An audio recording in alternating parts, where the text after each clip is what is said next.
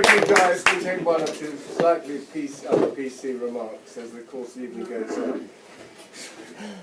Okay. Other times, other customs.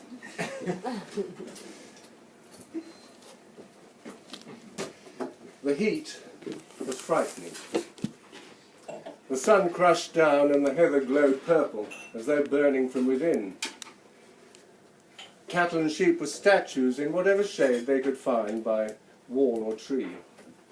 Nothing stirred. The very birds were mute. But what's that? Up the shank of a hill along an ancient track comes a pony cart, driven by a tall aristocratic man who is both watching the road ahead and a strange sight behind him. A very strange sight by any standards, especially in such heat, because a man is half walking, half jogging, sometimes staggering behind the cart, to which one of his fists is attached by a rope. And the onward momentum of the cart forces him to keep going at a steady pace and forces his fist to stay upright as if in self-defense. The labour caused by this is terrible to see. The man is powerful and well built, but too fat for such endeavours. He's wearing breeches and a thick upper garment, both of which are saturated in sweat. And his face is a picture of torment, with the great veins twisting their way upwards on his neck and his brow. The man on the cart presents a completely different picture. Impressively well built and handsome, he seems to take no notice of the agony going on behind him, but just concentrates on keeping his cart moving at a steady pace, occasionally exhorting his prisoner to try and breathe a bit more evenly. Suddenly, the runner jerks his fist, and with his great strength halts the cart. "How much further?" he spits out. "Oh, a mere 15 miles or so, my dear man. Think nothing of it," is the cool reply. "If I survive this hell, Molyneux will regret he ever heard of me, I can assure ye of that." Then the pair of them resumes their grim pilgrimage through the Scottish hills. The heat gathers by the moment, and the dust swirls in their wake.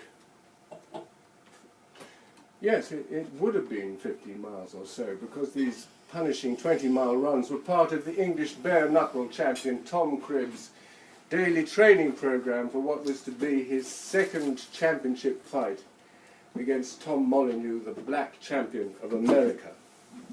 This was to be held in September 1811 at Thistleton Gap on the borders of Rutland. Cribb had only just won his first fight with Molyneux, and then only by very dodgy means from his seconds.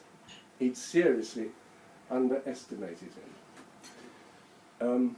Well, good evening, everyone, and let me introduce you to our hero today, Tom Cribb, champion of England, and to a remarkable group of Englishmen, the prize fighters.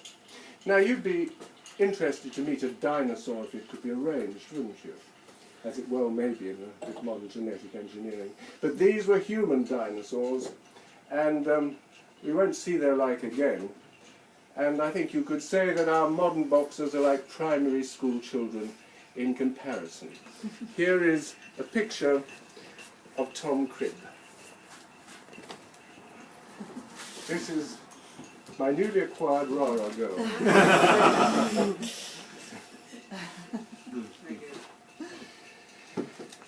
These training sessions for what was to be the first international heavyweight boxing championship were being supervised by the man in the cart, the remarkable Captain Barclay, one of history's greatest trainers of bare-knuckle fighters, whose family started Barclay's Bank.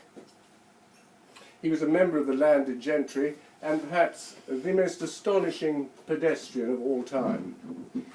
Some of his feats include London to Uri in Scotland, 510 miles in 10 days, 200 miles in 3 days, 81 miles in under 16 hours.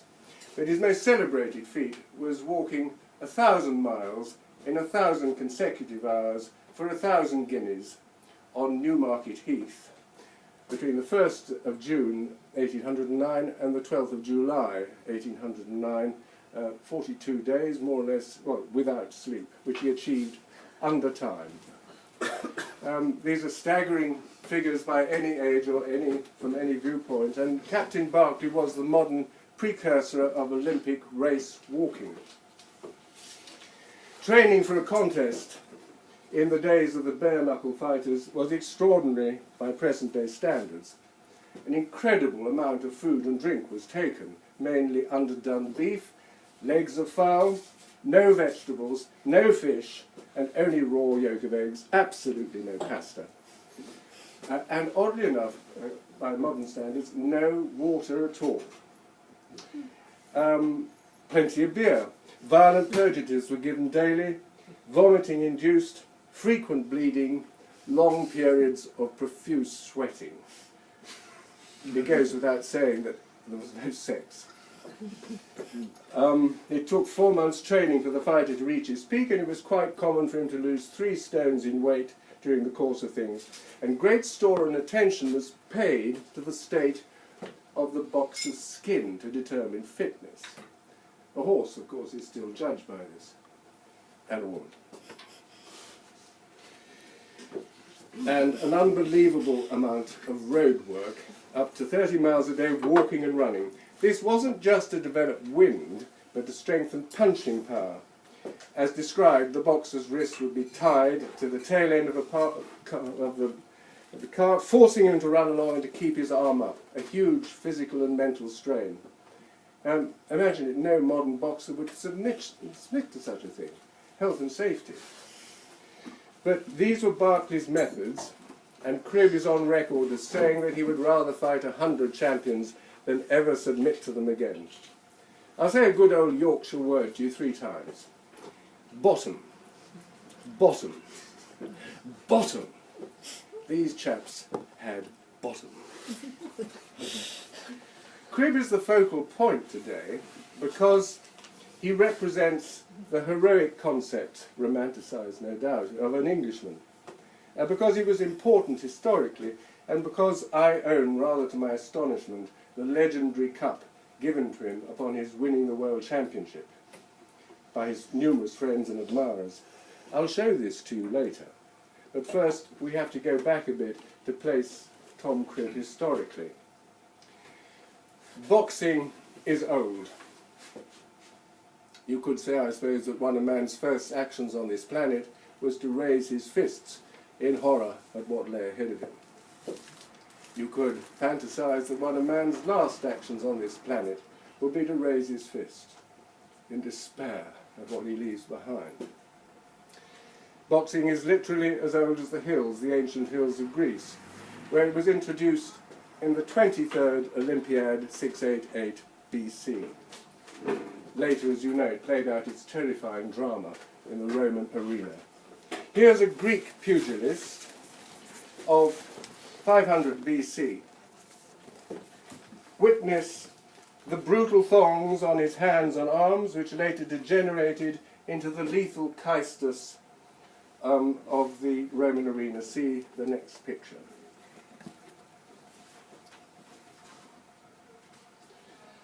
And here is a description by Theocritus, which describes this boxer very well.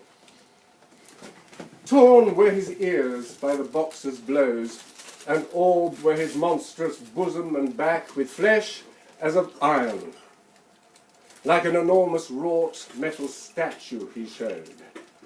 On his arms right up to the shoulder, firm stood his muscles like those stones that a mountain torrent rolls in the winter time, and rounds in the might of eddies.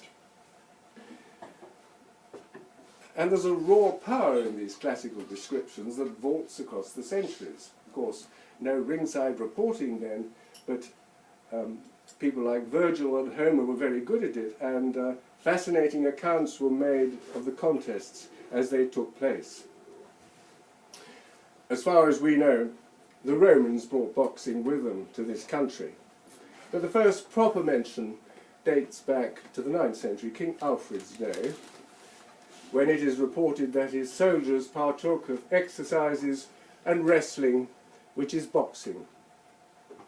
Later in the 15th century, we hear that Richard III was also distinguished as an antagonist, when opposed to an antagonist with a clenched fist. Later in the 16th century, we hear that Walter Raleigh, and in the 17th century, Samuel Pepys, both gave their sons a damn good box to encourage them in greater courtesy. "I do box my boy, but I do hurt my thumb," complained Pepys in his diary. Quite right. But let me give you an account of a dinner party whose numbers included Walter Raleigh and his son, who had been invited to the house of some great and important person. And Raleigh warned his son beforehand, and he said, "You are such an affronting and disagreeable young man that I'm ashamed to have such a bear as you in my company." The son promised to behave himself, and for a while he did so. But after a while, he could not resist telling the company the following anecdote. "This morning, not having the fear of God before my eyes, but at the instigation of the devil, I went to a whore. I was very eager of her, and I moved to enjoy her. But she thrust me from her and vowed I should not. For your father lay with me but an hour ago."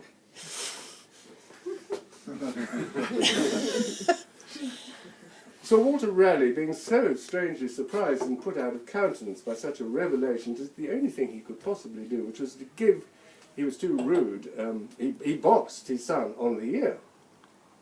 But the son, rude as he was, would not strike his father, but struck the unfortunate gentleman next to him round the table, saying as he did, box about, 'twill come back to my father round the table anon."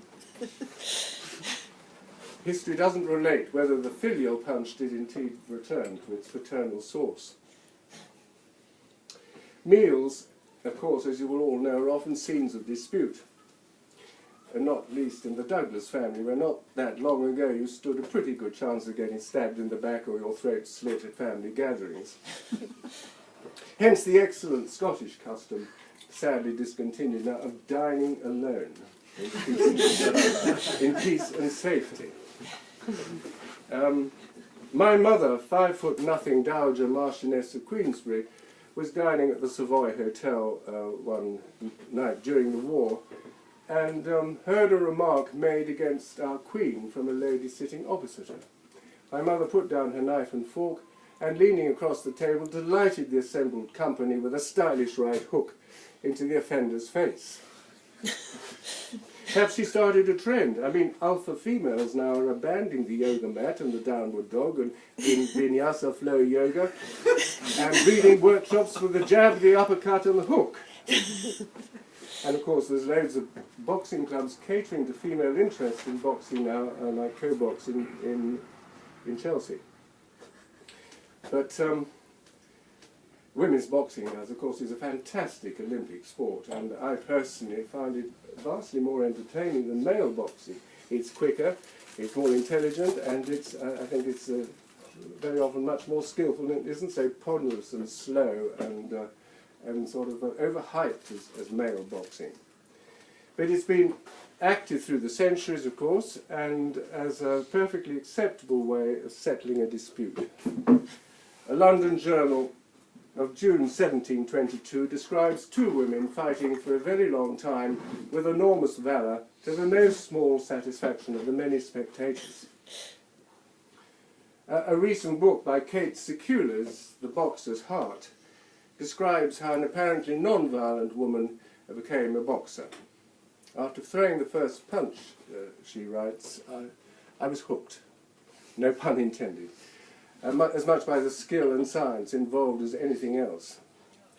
But perhaps we chaps should take notice of this and recognise the true warrior-like nature of the female and get back, lads, to the proper business of the male, relaxation, like the lion.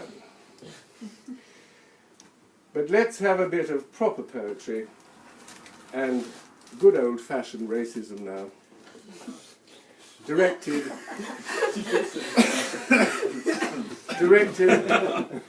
at the Italians and the Frenchies of the early 19th century. They won't mind, they won't understand it anyway. And it's in praise of Tom Cribb.